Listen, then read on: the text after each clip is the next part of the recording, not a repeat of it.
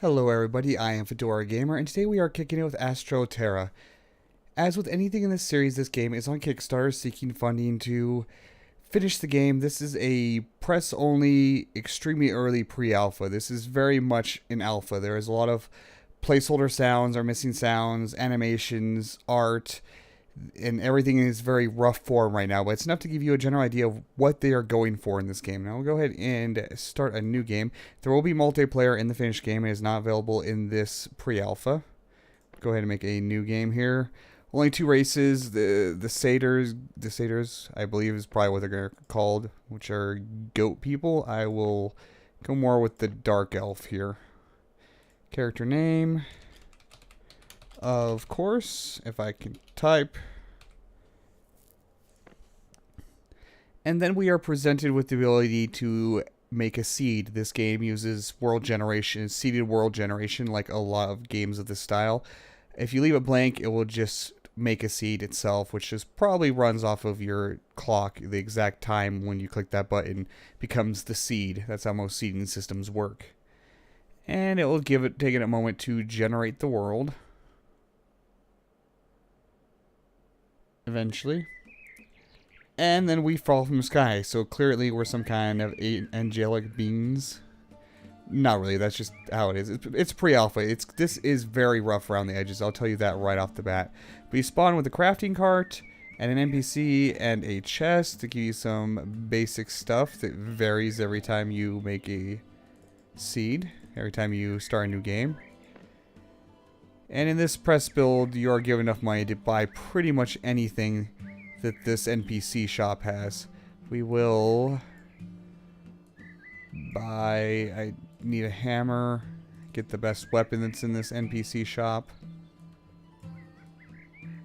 And I will buy a couple of these. These are predefined buildings that you can plop down. There's these bigger ones too, but those are kind of difficult to find a place to put them. Alright, so what is Astral Terra? I would describe it as Minecraft meets Skyrim. It's like a Skyrim and Minecraft combined. More of a proper RPG like Skyrim, quest, dungeons, such like that, which most of that's not in the game yet, but this is the plan of what the game will be in the future. With the with crafting and world manipulation similar to Minecraft. It is voxel based, even though it doesn't look like it, because it is smooth voxels. What is that over there? There's some nasty enemies over there, I think. But it's based off a smooth voxel system, so it doesn't look voxel, even though when it comes to manipulating the terrain, it will be it does function via voxels. Let's go ahead and I need my hammer equipped, right? We'll go ahead and show you a little bit of the crafting, which is very basic form right now. You can make some basic things. Nothing that I really care to make right now. I have better than everything. The healing potion. That didn't do anything. I don't have what's required for the healing potion. Oh, we have to right click it. There we go. Takes these, which come from some plants around here. Same with the mana potions. There will be a lot more to the crafting in the finished game, of course. Let's get away from that. Okay. Like right now, the abilities, which we'll go ahead and pick some abilities, put a couple points into basic melee attack. And to healing spell, that's always good. And we'll go with create giblets. That one's useful. There will be a lot more spells and abilities in the finished game, and a lot of them will be from crafting spell tomes, but you cannot do that yet. Now, I should put my weapon on. There we go. There's something over here that's like flapping. I want to go figure it out. What are you? It's a beholder. There we go. That spell's rather powerful, so. Alright. You can see the world is very fantastical looking, and it generates in very interesting ways. There's all kinds of really interesting pits and cave systems that show up with the world. And you can get an axe, chop down trees, This is a nice big open area, which are kind of hard to find because the only biome that seems to exist so far is these mystical forests that I have right here. And it's very hard to find an open... Oh, there's a goblin. Very hard to find an open area. Oh, there's 2 goblins. Let's giblet you. Thank you. That kind of hurt. Let's heal a little bit. Let's see if I can plop down one of these big buildings here since this is a big open area. Yes, I can. I finally found a place I can put one of those. As I said, you can buy these pre-made buildings and build towns and everything. I don't think you can go into them at this point in the alpha though, but I'm assuming that will change. You will actually be able to build and protect towns, which it will be a large part of this game actually is building and protecting a settlement. So let's go ahead and explore a little bit more here, and I'll start showing you some of the building aspects, which is the more fleshed out part of the game so far, the building engine. And while I will admit the controls for the building and terrain manipulation are extremely fiddly right now, I have no doubt that it will be refined a great deal before this game is fully released. Okay, I'm not finding any more enemies right now, so let's go ahead and there's 2 ways you can mess around with building. This seed gave me a lot of open flat areas, which is really nice if I wanted to build a lot of stuff. So we'll do that. One way you can build is the quick terraform method, which I hit the left alt, and this magic orb appears, which it is under the plane it's on is right at my feet level, so you can't see it very well if I'm on flat land. If I jump up, you can see it right there. I can mouse wheel to bring it closer or further away from me. And then I can use it to quickly add or remove dirt. Let's go ahead and add dirt. And if you do it while moving, you can actually do this Iceman effect and have a bridge over a pit built in front of you as you go. Which is kind of like what's happening now since I was on a higher plane than it is now. That's very useful when there's a lot of pits to generate, which tends to happen quite a bit.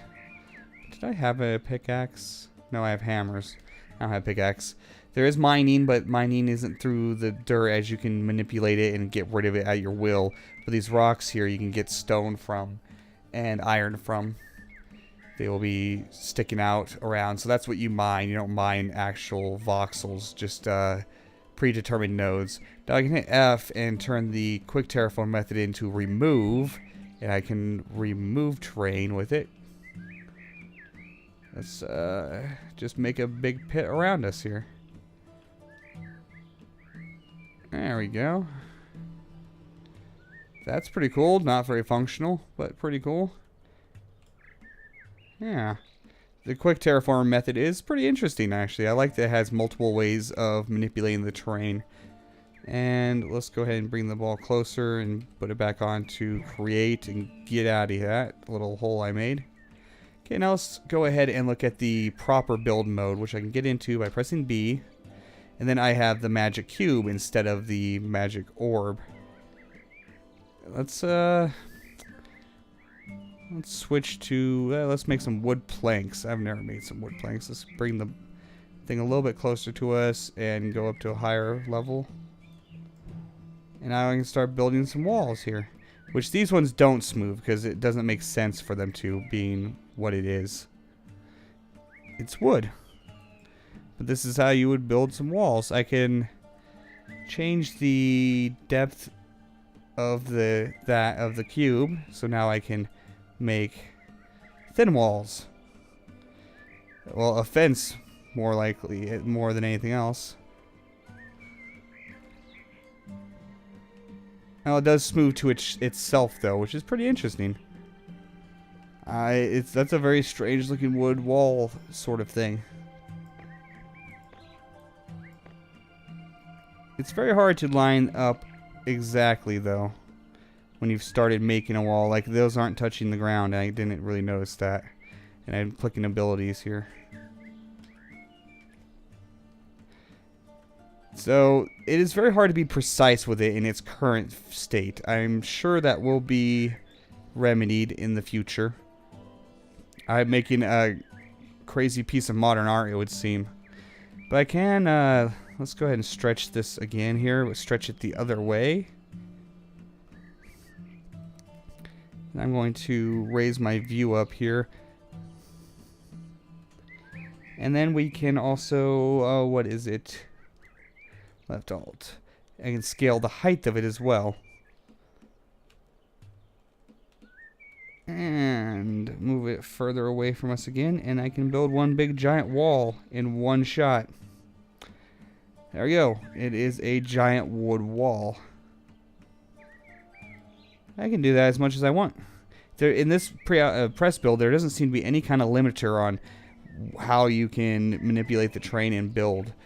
I don't know how that will translate into the finished game, if there will be some kind of limiting factors on how you do all this, because it seems kind of overpowered. You don't have to gather any resources to do any of this. You just do it. Did I put it in remove mode? No, it's... Can I put it in remove mode here? Nope, there's no remove mode. I have to go to remove over here. I also can play around with some water. Okay, let's put our block back to a normal shape here.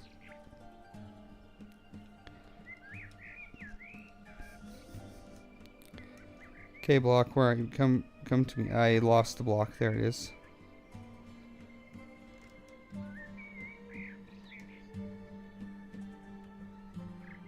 Alright.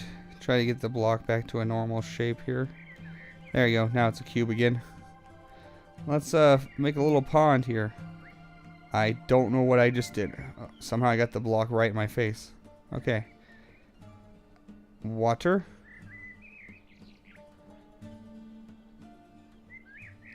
Paying attention to the block's shadow is actually quite helpful in trying to figure out positioning. Why aren't you doing water?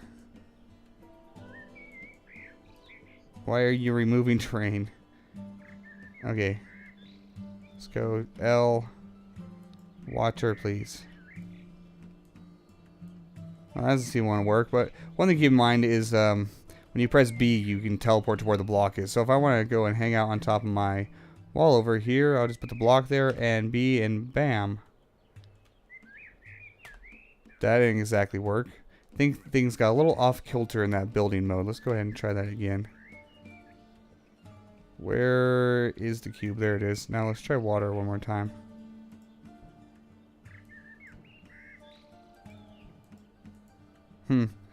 It's being a little wonky, which does tend to happen. Why do I have my... I think it might have been being wonky because I might have had quick build mode turned on while in the actual build mode, which I think has a little bit of issues. Okay, water please. I still can't seem to make water. I can make big holes in my wall though. Oh well, I'd probably just end up drowning myself with the water. So that is just a quick little overview of the build mode, which does look like it's going to be very robust. Not that easy to control at this point in time, in this pre-alpha. But as I said, this is very much a pre-alpha. But it's going to be quite robust. Just, it already is. You just have to fiddle with it a little bit. Alright, I think I'm getting a little bit of frame rate hits as it loads a new chunk, a new area. So I'll give it a moment to load up some more here. See if we can find a few more enemies, perhaps. We saw some goblins, we saw a beholder. And I'll be honest, the combat at this point... Whoa, there is a pit there. The combat at this point in the development is very basic. That's a pretty big pit. There's very interesting level generation going on and there's a lot of these actually. Let's go ahead and do the Silver Surfer method over the pit. There we go. I don't want to run towards it too fast when it's creating terrain because that will sometimes cause some falling through the world bugs that are, you know, pre-alpha bugs like that. Dude, geez, these are some big pits. Oh, no, geez, no, not that way. Whew. It's kind of hard to get out of pits like that sometimes. Oh, don't fall down in there, please. Thank you.